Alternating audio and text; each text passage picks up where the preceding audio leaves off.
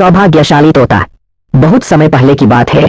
एक छोटे से गांव के पास एक सुंदर जंगल था। उस जंगल में तरह तरह के पक्षी और जानवर रहते थे।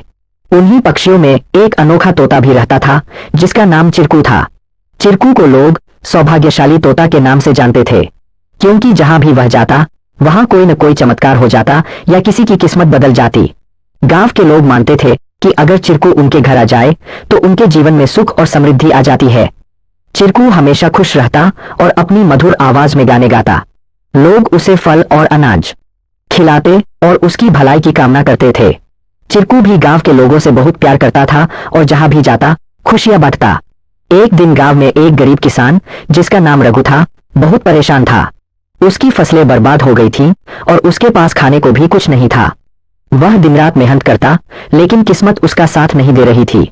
एक दिन रघु ने गांव के लोगों से चिरकू के बारे में सुना और सोचा कि शायद यह सौभाग्यशाली तोता उसकी भी मदद कर सकता है। रघु ने तय किया कि वह चिरकू से मिलकर अपनी किस्मत बदलने की विनती करेगा। अगले दिन वह जंगल की ओर चल पड़ा और चिरकू को खोजने लगा। बहुत ढूंढने के बाद उसे चिरकू एक पेड़ की डाल पर बैठे हुए मिला। रघु ने बड़े ही आदर के साथ कहा। चिरकू ने रघु की बातें ध्यान से सुनी और उसकी आंखों में दया उमड़ आई।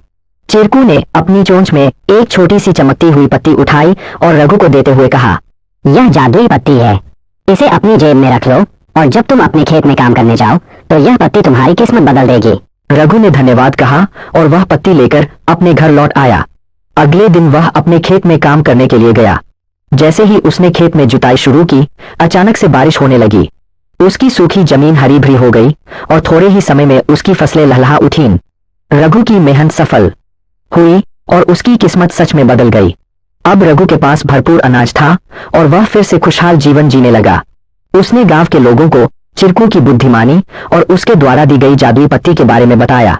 सभी लोग चिरकू की प्रशंसा करने लगे और उसे और भी अधिक प्यार देने लगे।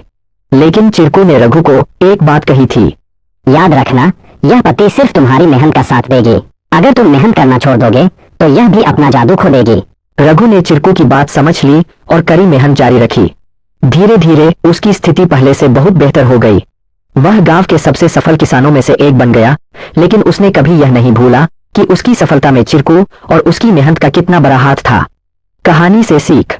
इस कहानी से हमें यह सीख मिलती है कि किस्मत भी उन्हीं का साथ देती है जो खुद मेहनत करते हैं। सौभाग्य और अवसर तभी काम आते हैं जब हम अपने प्रयासों से उन्हें सही दिशा देते हैं। Please like, share and subscribe our channel to learn more.